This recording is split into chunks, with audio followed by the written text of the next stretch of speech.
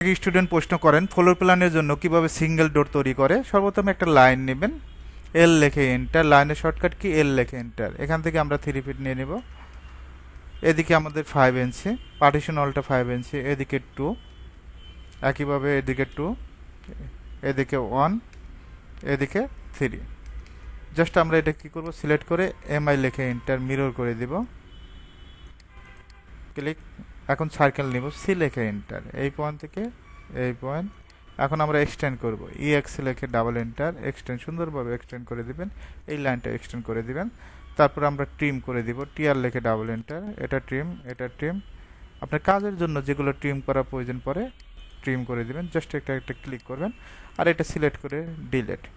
এখন আমরা জাস্ট এটা আমরা সিলেক্ট করব, যে লেখে এন্টার, জয়েন করে দিব। এখন দেখেন আপনার এই অবজেক্টটা যেটা আছে, এই অবজেক্টটা এটা। তো আমরা মেজারমেন্ট চেক দিব, ডিএলআই লেখে enter, first point, second point, 3 ফিটের একটা সিঙ্গেল ডোর।